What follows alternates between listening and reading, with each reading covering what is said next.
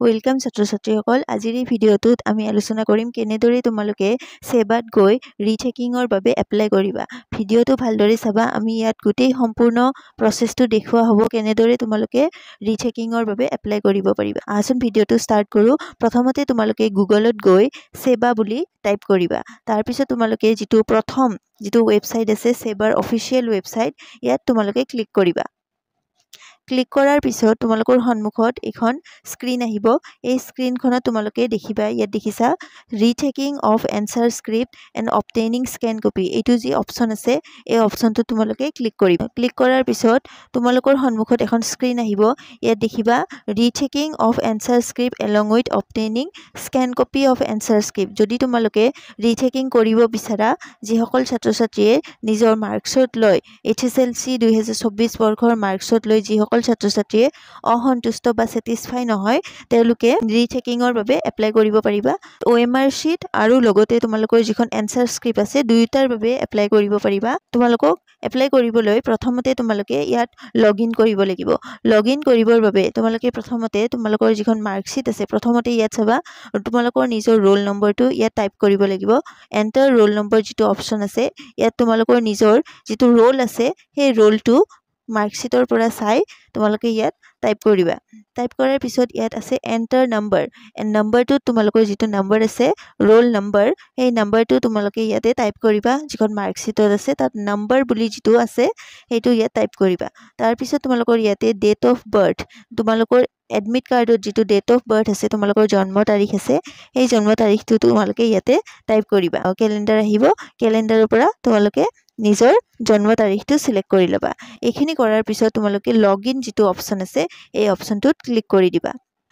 click কৰাৰ পিছত তোমাৰ সন্মুখত এখন স্ক্ৰীন আহিব এই স্ক্ৰীনখনত ইয়াত লিখা আছে এন্টাৰ ইমেইল তুমি তোমাৰ বা তোমাৰ মা দেউতাৰ বা ঘৰৰ যিকোনো ফ্যামিলি মেম্বাৰৰে ইমেইল আইডি এটা ইয়াত লিখি দিবা তাৰ পিছত তোমাৰ নিজৰ বা তোমাৰ ঘৰৰ ফ্যামিলি মেম্বাৰৰ মোবাইল নম্বৰ এটা ইয়াত লিখি দিবা লিখি পেলাই ইয়াত ইমেইল লিখিবা প্ৰথমটোত আৰু সেকেন্ড ঘৰটোত মোবাইল নম্বৰটো লিখি ইয়াত সাবমিটত ক্লিক কৰি দিবা সাবমিটত ক্লিক কৰাৰ পিছত তোমাৰ মোবাইল ফোন আৰু ইমেইলত এটা OTP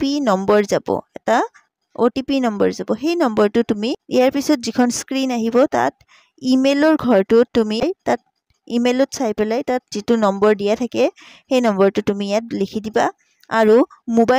তোমাৰ মোবাইল নম্বৰত যিটো OTP নম্বৰ আহিব সেই নম্বৰটো ইয়াত ভৰাই দিবা দি পেলাই তুমি সাবমিটত ক্লিক কৰি দিবা সাবমিটত ক্লিক কৰাৰ পিছত তোমাৰ সন্মুখত এখন স্ক্ৰীন আহিব আৰু এই স্ক্ৰীনখনত ইয়াত তোমাৰ সকলো ডিটেইলছ লিখা থাকিব তাৰ তলত যেতিয়া তুমি যাবা তেতিয়া তুমি এখন স্ক্ৰীন পাবা তলৰ ফালে গলে স্ক্ৰীনখনৰ এটো দেখিবা ইয়াত দেখিবা প্ৰথমতে আপলোড ডিজিটেল মাৰ্কশীট তোমালোকক যিখন ডিজিটেল যিখন মাৰ্কশীট তোমালোকৰ তাত আছে মাৰ্কশীটৰ সেইটো মাৰ্কশীট তোমালোকে ফটো হিচাপে মনত ৰাখিবা ফটো ফাইল হিচাপে ফৰমেটত তুমি ইয়াৰে যিকোনো এটা ফৰমেটত ইয়াত চুজ ফাইলত যাবা আৰু তোমাৰ মোবাইলত বা ল্যাপটপত য'ত তুমি তোমাৰ মাৰ্কশীটখন সেভ কৰি থৈছা সেই মাৰ্কশীটখনৰ এটা স্ক্ৰীনশ্বট মাৰিবা ফটো মাৰি তুমি ইয়াত যিটো চুজ ফাইল আছে এই অপচনটোত ক্লিক কৰিবা ক্লিক কৰাৰ পিছত তোমাৰ মোবাইল বা কম্পিউটাৰৰ পৰা ফটোটো মাৰ্কশীটৰ ফটোটো সিলেক্ট কৰিবা আৰু ইয়াত আপলোড কৰি দিবা তাৰ পিছত যেতিয়া তুমি তললৈ আহিবা ইয়াত তুমি কোন কেইটা সাবজেক্টত তুমি ৰিচেকিং কৰিব বিচাৰিছা ইয়াত দিয়া আছে আৰু ইয়াত সন্মুখৰ ফালে বক্স দিয়া আছে ধৰি লোৱা তুমি ইংলিশ তোমাৰ ইংলিশত ৰিচেক কৰিব খুজিছা তেতিয়া হলে তুমি ইংলিশৰ সন্মুখত যিটো বক্স আছে এই বক্সটোত তুমি টিক কৰি দিবা ক্লিক কৰি দিবা তা ঠিক তেনেদৰে তুমি যদি ম্যাথছত ৰিচেক কৰিব খুজিছা জেনাৰেল ম্যাথমেটিক্স তেতিয়া হলে ম্যাথছৰ সন্মুখত যিটো ঘৰ আছে ইয়াত টিক কৰি দিবা এনেদৰে তুমি যোন কেইটা সাবজেক্টত তুমি ৰিচেক কৰিব বিচাৰা তোমাৰ English general maths general science social science সমাজ বিজ্ঞান অসমীয়া বা অন্য যি তোমাৰ ইলেক্টিভ সাবজেক্ট আছে হিন্দী আছে ম্যাথমেটিক্স এডভান্স ম্যাথছ আছে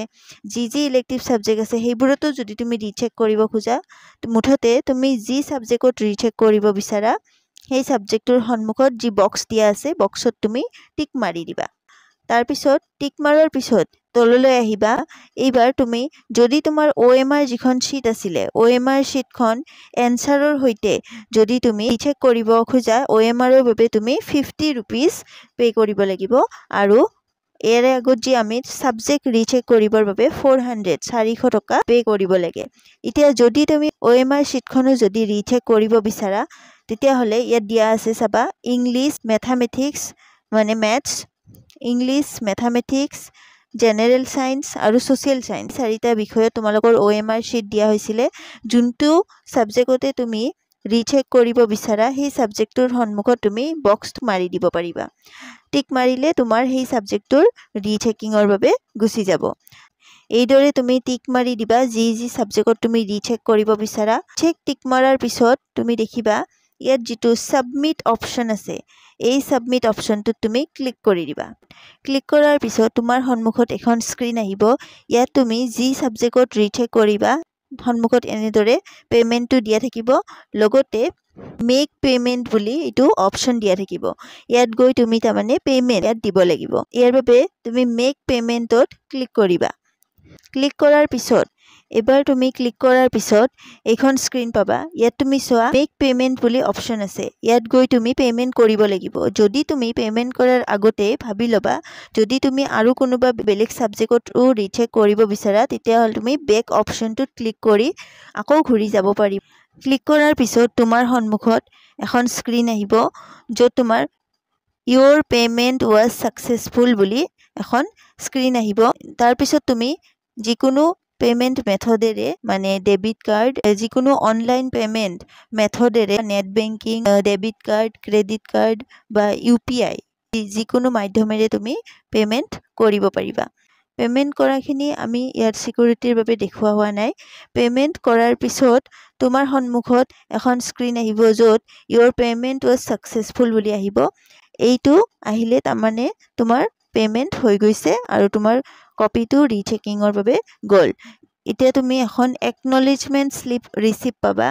ৰিসিপ্টখন তুমি তোমাৰ ইমেইলত এই ৰিসিপ্টখন তুমি ডাউনলোড কৰিব পাৰিবা পেমেন্ট সাকসেসফুল হোৱাৰ পিছত ইয়াত পেমেন্ট সাকসেসফুলি আহিব আৰু ভিউ প্ৰিন্ট ৰিসিপ্ট বুলি এটা গ্ৰীন কালাৰৰ বক্স দেখিবা এই বক্সটোত তুমি ক্লিক কৰিবা ক্লিক কৰাৰ পিছত তোমাৰ যিখন ৰিসিপ্ট আছে সেই ৰিসিপ্টখন তুমি এইদৰে পাবা আৰু এই ৰিসিপ্টখন তুমি ডাউনলোড কৰিব পাৰা বা প্ৰিন্ট কৰি ৰাখিবা এইদৰে পেমেন্টটো সাকসেসফুল হ'ব এইদৰে তুমি ৰিচেকিং কৰিব পাৰিবা ইয়াত এটা কথা লিখা আছে replies will be shared through your email ID only তোমালোকে যেটো ইমেইল আইডি দিবা সেই ইমেইলৰ জৰিয়তে হে ইয়াৰ ৰিপ্লাই পাবা মানে ৰিচেকিং হওতে তোমাৰ যদি কিবা মাৰ্কস এড হৈছে ইমপ্ৰুভ হৈছে বাঢ়িছে তেতিয়া হলি কথাটো তুমি ইমেইলৰ জৰিয়তে হে গম পাবা আৰু তোমাৰ ৰিচেকিং কৰোতে যিখন কপি দিয়া হ'ব সেই কপিখনৰ স্ক্যান কপিটো তুমি ইমেইলৰ জৰিয়তে পাবা এইদৰে তুমি অতি সহজে ৰিচেকিং কৰিব পাৰিবা এইদৰে ইনফৰমেটিভ ভিডিও চাই থাকিবলৈ তোমালোকে চেনেলটো সাবস্ক্ৰাইব কৰি লবা